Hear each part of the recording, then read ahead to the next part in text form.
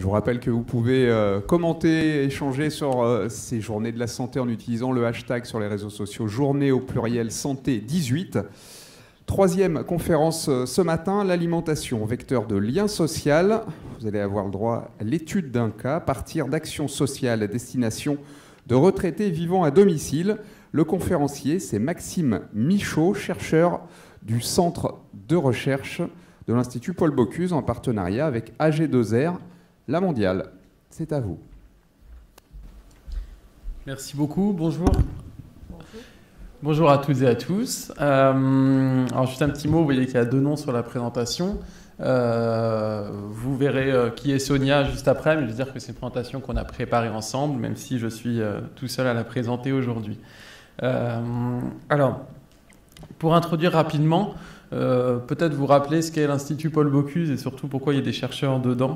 En juste quelques mots, l'Institut Paul Bocuse, beaucoup de gens le connaissent, surtout en région lyonnaise, mais c'est un établissement d'enseignement supérieur en management de l'hôtellerie et de la restauration depuis 1990, donc ça commence à être un établissement bien ancré dans l'histoire lyonnaise, voilà, qui forme au niveau bachelor, au niveau master et qui a été fondé entre autres par Paul Bocuse et aussi beaucoup aidé, on peut dire cofondé par Gérard Pélisson, le fondateur du groupe Accor Novotel, d'où les deux personnages que vous pouvez retrouver en statue à l'entrée du château du Vivier, qui est notre lieu de travail à Écully.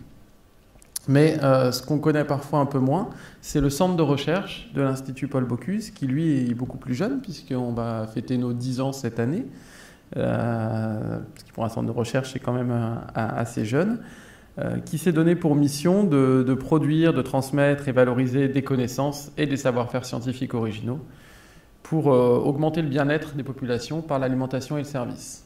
Et ça, l'idée, c'est de toucher vraiment tout type de population, donc en tout lieu, et pour tous les âges. Ce qui veut dire qu'on travaille très peu sur la gastronomie au sens classique de haute gastronomie, de grande restauration. On travaille beaucoup plus sur l'alimentation dans les contextes où il y a un grand besoin de connaissances, de produire des données. On travaille dans le domaine médical, dans le domaine de l'accompagnement des personnes âgées, dans le domaine de l'évolution des produits à l'international, etc. Donc il y a beaucoup de domaines sur lesquels on travaille et pas du tout uniquement sur la gastronomie. On n'est pas un centre de recherche sur la gastronomie. On travaille dans différentes disciplines, économie, nutrition, sciences cognitives et sciences sociales. L'équipe en sciences sociales est celle que je dirige. Donc voilà, c'est mon rôle au sein du centre de recherche. Je suis responsable de l'équipe de recherche en sciences sociales. Je suis anthropologue de formation. Et dans chacune de ces équipes, on accueille 1, 2 ou 3 doctorants en permanence qui réalisent des thèses pendant 3 ans sur un sujet précis. On a aussi une équipe de transfert et d'innovation qui nous permet de répondre à des demandes un peu plus court terme d'entreprises, d'institutions publiques qui ont besoin de produire des données sur une question bien spécifique. Donc voilà le cadre un peu dans lequel on travaille et dans lequel se situe la recherche que je vais vous présenter aujourd'hui. Alors, la question de la thèse que je vous présente, ça s'appelle le titre actuel. Les titres de thèse évoluent tout le temps pendant les 3 ans de la thèse. Il n'y a qu'une fois que c'est écrit sur le document de thèse que ça ne bouge plus. Mais là, on s'en approche quand même, puisque la thèse sera soutenue dans moins d'1 an. Elle s'appelle « Les enjeux autour des sociabilités alimentaires des personnes retraitées vivant à leur domicile en France, le cas des ateliers culinaires et des repas partagés hors domicile ». On est donc sur l'étude d'actions sociales qui sont destinées à des personnes retraitées vivant à domicile, qui sont donc souvent moins étudiées ou moins faciles à étudier que dans les institutions, mais où il y a un certain nombre de choses qui se font et il y a besoin de produire des connaissances, de voir ce qui marche pas, comment tout cela fonctionne. Donc pour rappeler le contexte institutionnel, la thèse et la doctorante s'appelle Sonia Bouima. C'est elle qui mène cette recherche et donc les résultats que je vais présenter ici sont le fruit de son travail. Et son travail est dirigé par une chercheuse qui s'appelle Séverine Gaujard, une des principales sociologues de l'alimentation en France. Et moi, Maxime Michaud, je co-encadre son travail au sein du centre de recherche. La thèse est financée par le groupe AG2R La Mondiale, donc qui nous permet de mener à bien ces recherches. Et au niveau des partenaires académiques, il y a le centre Maurice Halbach, qui est le laboratoire de rattachement, qui est aussi lié à l'INRA.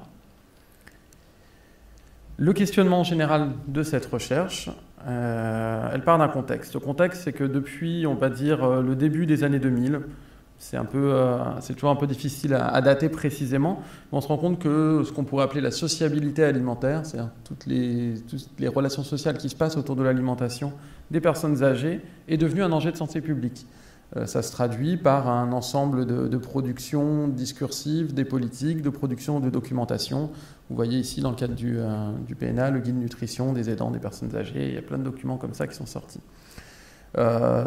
Autour de cela, il y a cette idée que les personnes retraitées ou les personnes âgées, pareil, ou les seniors, c'est un ensemble de termes qui sont souvent utilisés en se substituant les uns à l'autre, ce qui pose aussi des questions quand on est dans la recherche, est considéré comme un public à risque. Alors à risque d'un point de vue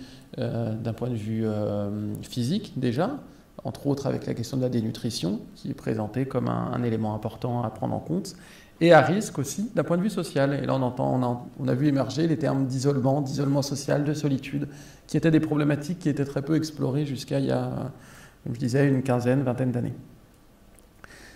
Et ces politiques ont tendance à recommander, en général, là, il y a un ensemble de documents qui sont cités, que ce public doit cuisiner, manger ensemble. On considère que c'est mieux, que ça apporte un bien-être, un plus, que ce soit sur le côté physique, en mangeant mieux, ou sur le côté social, en créant des relations et des liens. Mais ce qu'on constate quand on analyse un petit peu plus cette situation, c'est que ces recommandations, elles ne sont pas vraiment basées sur une construction scientifique, sur des données concrètes, mais sur une espèce d'idéalisation des repas partagés, avec une représentation assez uniforme et potentiellement misérabiliste, c'est ce qu'on va voir, des personnes âgées. Alors la recherche, comment elle s'est construite ? Avec à partir d'une idée partagée en sciences sociales, qui est qu'un problème public, il n'existe pas en soi, il n'y a pas un problème public qui existe, mais qu'il est construit. Il fait l'objet d'une construction par un échange, par des représentations, par une situation socio-économique, à un moment donné, qui va faire émerger un certain nombre de choses qui vont devenir et être pris comme un problème public à une plus large échelle. Donc la question qui se pose, c'est d'abord comment la sociabilité alimentaire des personnes âgées est devenue un problème public pour les politiques gérontologiques, on va le dire, toutes les politiques qui s'intéressent aux personnes âgées. Ensuite, comment la société civile va contribuer, ou non d'ailleurs, à donner corps à ces recommandations, à travers des actions, des discours, donc une reprise de ces politiques dans le cadre de la société. Et puis ensuite, il y a la question du public cible, c'est-à-dire comment le public cible va recevoir ou s'approprier, ou pas, ces recommandations.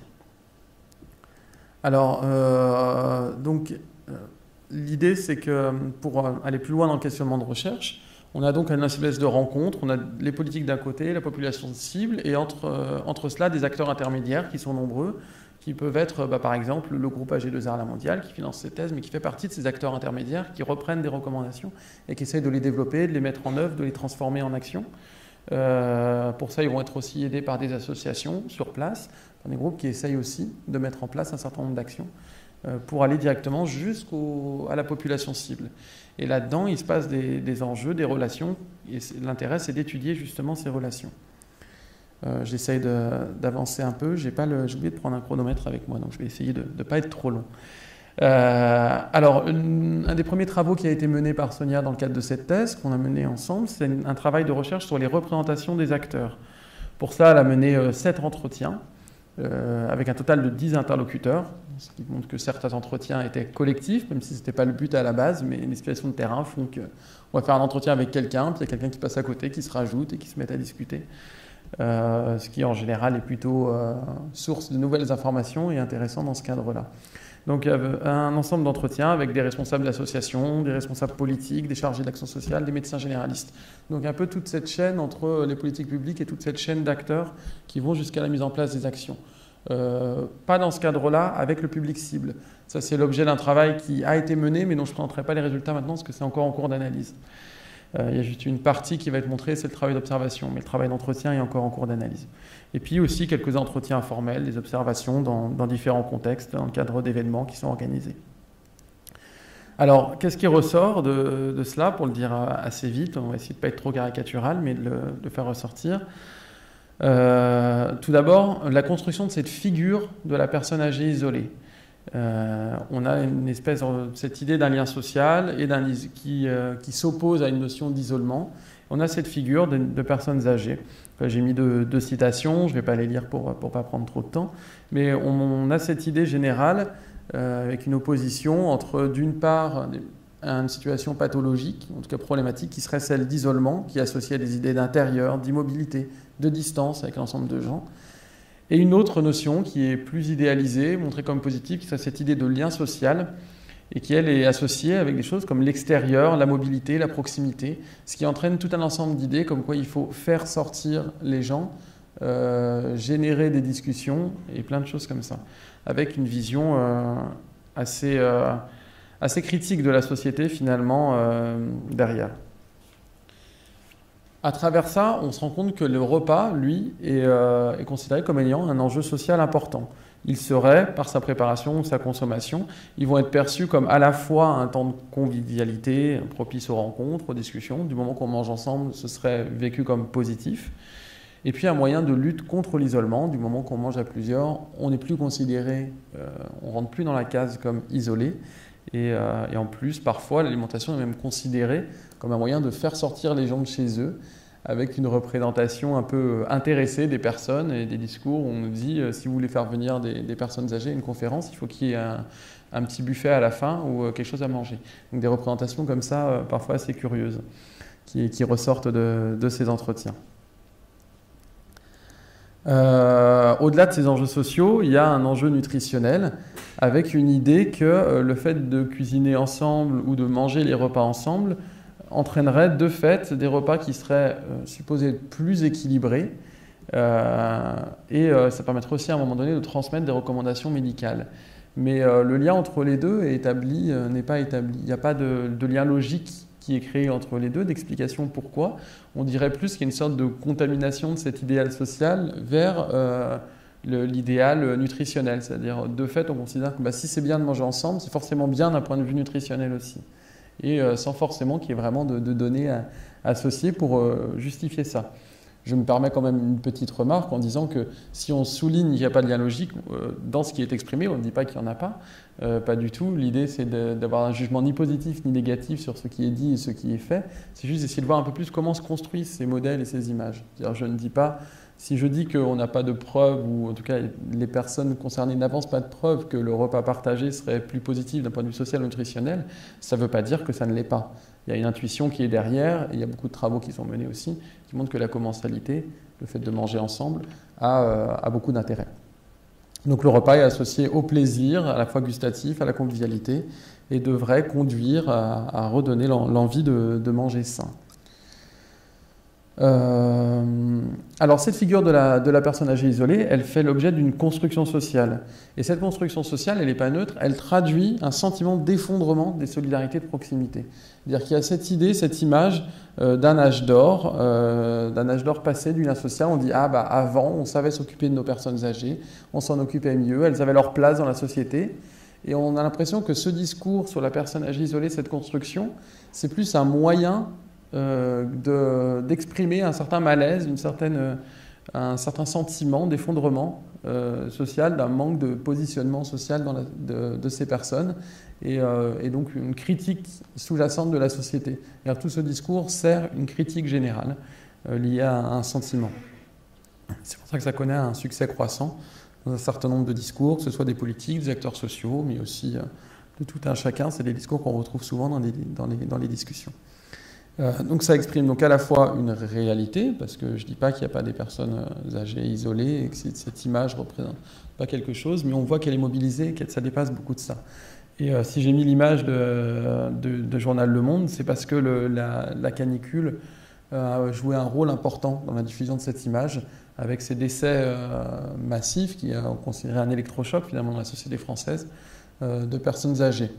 Ce qui est en soi un petit peu étonnant, puisqu'on sait que la majorité de ces décès ont eu lieu dans les centres hospitaliers, c'est-à-dire dans les services d'urgence, etc. Et très peu sont décédés à domicile. Donc cette image de la personne qui meurt toute seule chez elle parce que plus personne s'en occupe, elle ne correspond pas vraiment à une réalité de ce moment-là. Mais bon, en tout cas, ça a contribué fortement à véhiculer, et si on peut marquer ça comme un lieu très important, un moment très important de diffusion de cette image et de la considération de cette image comme un problème politique public. Une petite remarque sur le lien social, je vais pas tout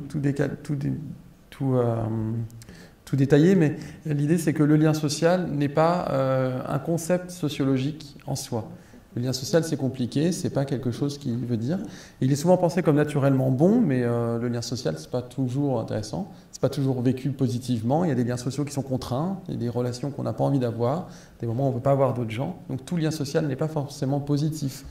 De même que l'isolement et la solitude, ça peut être aussi, c'est pas pareil, les deux, l'isolement et la solitude ne sont pas la même chose. La solitude, c'est un vécu, l'isolement, c'est une situation. Et c'est pas forcément négatif. On peut rechercher la solitude, on peut y trouver du plaisir, on peut y trouver du bien-être, on peut rechercher un certain isolement dans lequel on se ressource, dans lequel on se sent bien. On n'a pas envie d'être tout le temps en relation avec des gens. Et à l'inverse, le fait d'être ensemble ou d'être avec d'autres parfois peut être plus embêtant qu'autre chose selon avec qui on est, d'autant plus quand c'est subi. Donc je détaille pas plus, mais cette idée, il faut faire attention aussi, essayer de déconstruire un peu cette notion et de voir qu'elle est beaucoup plus complexe qu'elle en a l'air. Et par exemple, manger ensemble, c'est pas toujours positif aussi. Quand c'est subi, ça peut être des situations désagréables. Bon, certains repas avec des personnes, avec la belle famille, parfois c'est pas forcément des bons souvenirs qu'on a de repas de famille ou de choses comme ça. Si vous avez eu à faire un plan de table pour un mariage par exemple, vous savez à quel point c'est un casse-tête pas possible, parce que manger ensemble n'est pas positif pour tout le monde. C'est deux exemples très simples mais qui parlent à beaucoup de gens et qui montrent qu'il faut faire attention avec cette idée que manger ensemble c'est forcément être bien et que être avec d'autres c'est forcément positif. Et ce qui est étonnant, c'est qu'on le perçoit de façon très naturelle pour nous, et quand on en vient à parler de population en difficulté comme certaines personnes retraitées, c'est moins évident, on va considérer de fait qu'être à plusieurs ou être ensemble, c'est positif. Alors l'autre partie de l'étude que je voulais présenter, je vais essayer de ne pas être trop long, c'est la partie qui s'est faite des études d'action sociale qui sont menées auprès de personnes retraitées, visant à mettre en place des ateliers culinaires ou des repas partagés par des associations. Les études ont été menées dans le cadre de deux associations différentes qui menaient des actions assez similaires, en tout cas dans leurs objectifs et dans leur format à la base. Donc le but, c'était créer du lien social et lutter contre la dénutrition à travers des repas partagés ou des ateliers culinaires. Alors, j'ai regardé un exemple de ce qui ressort dans la comparaison, même s'il y en a d'autres que je présenterai très rapidement après. Par exemple, la configuration de l'espace. Donc là, c'est dans l'association dite A. On a une configuration avec une grande tablée autour duquel tout le monde s'installe. Ça, c'est juste un extrait du journal de terrain de Sonia, des notes qu'elle a prises et des schémas. Et l'autre, on a par contre plusieurs petites tablées, une un peu plus grande que les autres, avec les gens qui s'organisent autour. Donc, et ces tablés sont généralement très figés dans leur composition, ce que Sonia a constaté quand elle a essayé de sortir de la table où elle avait été assignée, qui était la table des responsables de l'association. Elle a voulu aller manger avec les autres. Ça a été assez dur de le faire accepter d'une part par les responsables de l'association et de quitter leur table, ce qui symboliquement est assez fort. Et dans les autres tables, il n'y avait pas forcément de place pour elle parce qu'il y avait des groupes sociaux bien constitués et c'est pas facile de rentrer dedans. C'est considéré toujours comme une intrusion. Donc il a fallu... Elle a fréquenté ces associations pendant un an au total, donc elle a eu le temps de se faire sa place et de se faire accepter. Cette opposition se retrouve aussi sur d'autres éléments. Par exemple, dans l'association A, il y avait un fort accent mis sur la convivialité, la gourmandise, tandis que dans l'autre, la nutrition, l'hygiène et la sécurité étaient apparaissaient de manière beaucoup plus forte. Dans l'association A, les repas étaient autogérés. C'est les participants eux-mêmes qui constituaient le menu, qui décidaient de comment ils allaient faire. Dans l'association B, il y avait l'aide d'un cuisinier et d'une diététicienne qui reprenaient les recettes proposées, qui changeaient certaines choses, qui amélioraient le contexte, le message nutritionnel qui allait derrière. Dans l'association A, le repas était vraiment plus entre pairs, comme si un groupe d'amis qui s'invitent ensemble. Dans l'association B, on a plus un modèle un peu cantine, où un petit groupe cuisinait et les autres venaient après partager le repas. Avec des transmissions assez différentes, transmission horizontale d'un côté, descendante de l'autre. Et donc avec des intérêts, des actions qui ressortent, qui sont très différentes finalement, alors qu'elles ont des actions similaires à la base. Ce qui est intéressant, je vais aller un peu trop vite. Ce qui est intéressant, c'est que finalement, dans une association, dans l'association A, on a des repas qui sont très conviviaux, alors qui ne touche pas forcément beaucoup de monde par rapport à l'association, au nombre de gens dans l'association, mais le groupe qui s'est constitué autour de ces activités a créé des liens très forts entre eux, se voit, il y a beaucoup de plaisir qui est pris, un peu d'alcool qui est partagé aussi et qui génère une situation très agréable pour les personnes. Le côté nutritionnel, par contre, a quasiment disparu de l'objectif initial, comme s'il n'était difficile de faire les deux. Et dans l'association B, on a à l'inverse une situation qui est très inclusive, où il y a une attention très forte qui est portée à la rotation, que chacun participe, la participation des gens eux-mêmes, où il y a des injonctions, on leur dit il faut participer. Donc les gens aident, les gens viennent, ça essaie de tourner pour que ce ne soient pas toujours les mêmes qui viennent. Et il y a un souci très fort de donner des informations nutritionnelles, de faire manger les gens. Mais ce qui est intéressant, c'est que derrière toutes ces belles choses qui sont transmises, la convivialité est beaucoup moins forte et le côté plaisir de manger a tendance à passer un peu au second plan et à moins se retrouver, notamment dans ces tablées un peu moins diverses et dans les injonctions qui sont souvent fortes en termes de santé. Il faut vite laver la cuillère dès qu'elle a été léchée. Donc pareil, le plaisir du goût disparaît un petit peu. Voilà, et finalement, on se rend compte à travers ces deux observations d'associations qui veulent faire la même chose, qui mettent plein de bonne volonté, qui font des choses très intéressantes d'ailleurs, et bien que faire à la fois du nutritionnel et du diététique, ou du nutritionnel et du social, ben c'est pas si évident. Et c'est pas parce qu'on va faire manger les gens ensemble, faire cuisiner les gens ensemble, qu'on va générer de manière immédiate et positive tout ce qu'on voulait faire au départ. Il y a des choses intéressantes qui sont sorties dans les positions sociales, donc là c'est des schémas un peu compliqués, mais ce qui ressort c'est... alors dans les deux associations, on a du côté des responsables des associations un public assez similaire, mais par contre on se rend compte qu'il y a une reproduction sociale assez importante, c'est-à-dire les responsables de l'association sont souvent ceux qui avaient déjà des positions sociales plus favorisées avant la retraite. Et donc il y a des reproductions qui se font après le passage à la retraite, on a tendance à garder un peu les mêmes positions, les mêmes statuts sociaux. Enfin, voilà, pour le dire assez vite, je ne voulais pas trop rentrer dans le détail là-dessus, mais c'est une étude intéressante qui a été menée par questionnaire pour essayer de voir un peu qui fait quoi. Et cette différence entre les bénévoles et les participants joue beaucoup dans la façon dont se passent après les différentes actions.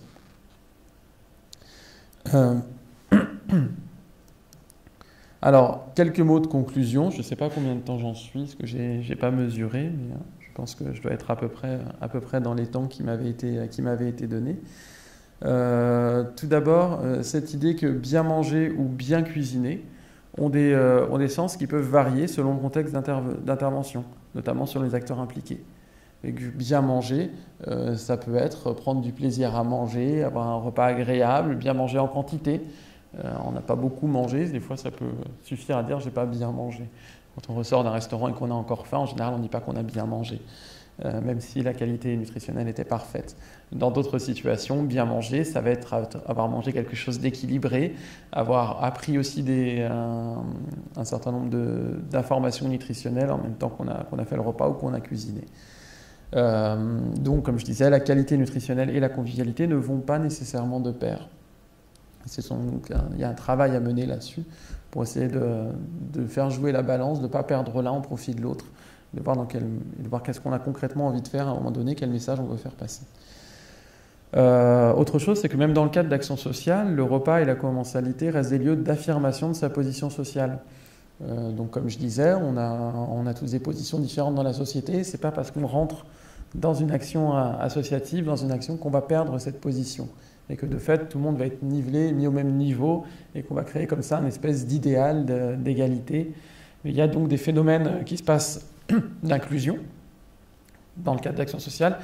Affirmer sa position dans le repas, c'est inclure, mais c'est aussi exclure. Et ce qui a été constaté dans les observations, certaines personnes ne vont pas réussir à s'intégrer, vont arriver en retard, on va leur dire qu'il n'y a plus de place à la table, des choses comme ça, parce que ce sont des gens qui parfois sont un peu des personnes qui rentrent pas dans les cases, dans les normes sociales, qui sont un petit peu désocialisées, qui ont des comportements parfois étranges, enfin bon, elles vont pas forcément être acceptées. Et c'est vrai que manger ensemble, c'est aussi manger sans, c'est aussi choisir avec qui on mange et avec qui on ne mange pas. Et on l'a tous connu quand on essaie de faire des tablés, il y a des gens avec qui on n'a pas très envie de manger parfois. Ou selon notre position aussi, on a le droit de manger avec des gens et pas avec d'autres. L'exemple que j'aime bien donner, c'est que dans le cadre du travail, si on rentre dans le réfectoire de l'entreprise et qu'on voit que son patron, le PDG de l'entreprise, est assis tout seul à une table et que nous, on est simples salariés, voire même cadre secondaire, on ne va pas aller s'asseoir en face de lui, même s'il y a de la place à sa table, parce qu'on n'a pas le statut qui nous permet de décider de manger avec la personne. Par contre, si lui, par son statut, nous dit « venez manger à ma table », on n'a pas trop le choix et on y va. Parce que lui, il a une position qui lui permet de choisir avec qui il va manger. Donc selon notre position, on a plus de choix ou pas avec qui on mange. Et il y a des phénomènes d'inclusion et d'exclusion. Et ça, on les retrouve tout à fait dans ces actions, quand bien même ce sont des actions qui visent à être le plus inclusif possible à la base. Enfin, la sociabilité alimentaire des personnes retraitées implique souvent donc, de rejouer des rôles qui étaient ceux occupés avant le passage à la retraite. Ce qui n'est pas ni négatif ni positif, parce que ça correspond aussi à un moyen de maintenir des relations sociales. Maintenir des relations, c'est aussi maintenir des positions, et c'est aussi se distinguer. C'est aussi se positionner par rapport à d'autres. Avoir des relations sociales, c'est aussi dire « je ne suis pas dans la même position que ces personnes-là, je n'ai pas envie de discuter avec eux ». C'est aussi se donner une position dans la société. Ce n'est pas discuter avec tout le monde, peu importe qui c'est. Donc toute discussion, tout échange n'est pas vecteur du même type de relation sociale. Il faut faire attention, pareil, à garder un peu cette idée que créer du lien, c'est aussi créer du lien qui fait sens dans un cadre, dans une société donnée, et pas créer n'importe quel lien. Donc voilà les quelques idées que je voulais faire passer. J'ai résumé vraiment en quelques phrases un gros travail qui a été mené par Sonia et puis par l'équipe qui a autour de cette thèse. Et donc je suis ouvert à vos questions pour aller un peu plus loin, pour discuter si vous le souhaitez. Merci Maxime Michaud.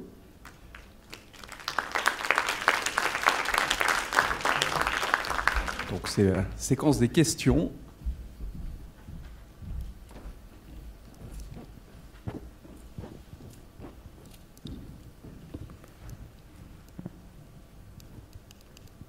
Bonjour.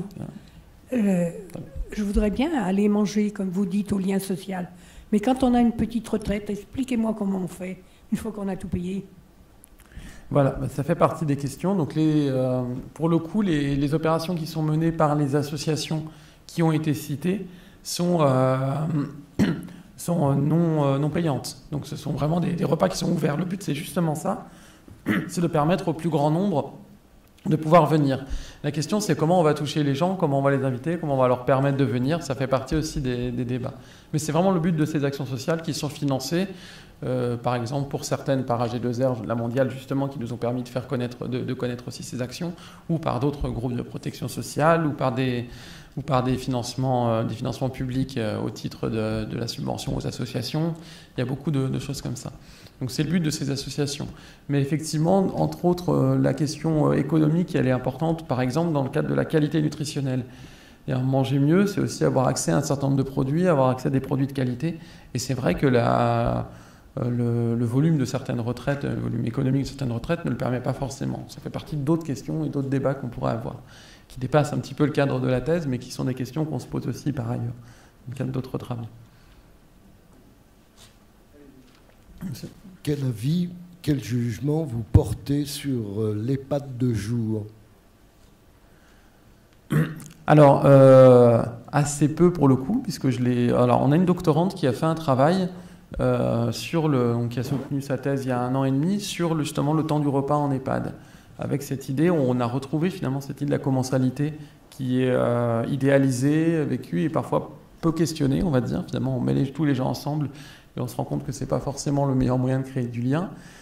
Pour les EHPAD de jour, pour ma part, j'ai eu l'occasion de faire des observations dans le cadre d'une autre étude en accueil de jour qui était destinée à des personnes qui étaient atteintes de la maladie d'Alzheimer en stade léger. Et c'est vrai que le repas et les pratiques culinaires jouent un rôle très important. Moi, j'ai vu, le peu que j'en ai vu, mais je n'ai pas fait vraiment d'études où je n'ai pas pu interroger les gens sur leur vécu et leurs relations, donc ça reste à un niveau. Mais j'ai trouvé ça vraiment intéressant comme concept, surtout quand c'est en petits groupes, comme c'était le cas dans les 3 établissements que j'ai observés, où il y avait quelque chose qui permettait de créer des liens et des familiarités. J'ai vu qu'il y a vraiment des liens très forts entre ces personnes qui se retrouvaient régulièrement pendant la semaine. Et ça s'est vu entre autres sur le fait que dès qu'il y avait un élément étranger, par exemple moi, qui arrivait pour observer, ça créait des problèmes, c'était très difficile d'intégrer. Il y avait une force du groupe qui s'était créée, qui était vraiment intéressante à observer. Donc je pense que ça fait partie des choses qui peuvent être développées, ces espèces d'intermédiaires entre le chez-soi et l'établissement. Oui, moi je voulais vous... je suis quand même un peu interpellé. D'abord, permettez-moi, comme ça par anticipation, de féliciter cette fameuse personne qui soutiendra sa thèse bientôt. Deuxièmement, vous présentez l'Institut Paul Bocuse très très bien sur le plan marketing. Cependant, il y a des choses qui m'interpellent quand même. Là, vous vous adressez à une population. Nous vivons au quotidien avec ce qu'on appelle une population dite vieillissante, pour ne pas dire de la gériatrie. Et à un moment, vous épaulez la gérontologie, vous parlez médical. Sachez, je voudrais amener 2 éléments supplétifs que vous avez omis de mettre en avant. Alors, vous avez parlé de taux de mortalité lors de la catastrophe des personnes vieillissantes, plus à l'hôpital qu'à domicile. Sachez que ces facteurs en amont, les pathologies se sont présentées à domicile par une dénutrition, une déshydratation qui, de fait, ont terminé à l'hôpital, malheureusement, in fine, la mort. Ce que vous avez omis de parler, quand on regarde votre exposé, cependant très bien présenté. À aucun moment, non mais je vais vous poser la question, non mais avant de vous poser une question, je voudrais quand même vous brasser parce que c'est quand même important. On a affaire à une population qui relève d'une pathologie multifactorielle. Vous oubliez de parler, c'est très sympa votre côté sociabilisation, etc. Mais on ne prend pas en considération nos personnes âgées qui, au demeurant, pour les 3/4 d'entre eux, présentent des facteurs de pathologie différents, qui relèvent de descriptions particulières. Et là, je ne vois pas sortir cet élément. Et je vous remercie. Je vous remercie d'autant plus que vous vous êtes présenté comme anthropologue. J'avoue que ça... Voilà. Mais pour ceci, merci. Merci pour ces remarques. En fait, ça me permet justement de préciser un peu plus le cadre du travail. Juste une petite remarque sur la canicule. Je ne nie pas du tout qu'il y a eu des problèmes de dénutrition et de déshydratation qui se sont faits à domicile, bien entendu. C'est pas du tout ce que je niais. Ce que je veux dire, c'est que ces personnes ont souvent été identifiées et hospitalisées. Donc, elles n'étaient pas complètement isolées. Il y a très peu de personnes qui sont décédées toutes seules dans leur appartement. C'est juste ça que je voulais souligner. Mais alors, absolument pas le fait qu'il y ait eu un énorme problème sanitaire, une catastrophe de santé publique qui est liée à des problèmes en amont. Et je ne nie pas non plus la réalité et l'existence des problématiques de dénutrition. Mais alors, vraiment pas. Elles existent, elles sont démontrées, elles sont prouvées. Elles constituent un enjeu médical très important parmi d'autres. Pour le coup, ce n'est pas du tout une thèse médicale, c'est une thèse en sciences sociales. C'est pour ça qu'on ne s'intéresse pas spécifiquement aux pathologies et aux diverses pathologies qui existent. Il y a beaucoup d'actions qui sont faites aussi autour de cela, entre autres par le groupe AG2R La Mondiale qui participe à ces journées de la santé, ça fait partie des choses.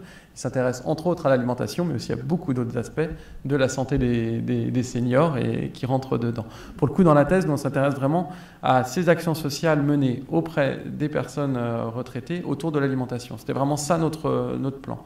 Donc c'est pour ça qu'on s'est limité au public qui existait, aux gens qui venaient et aux actions qui étaient menées.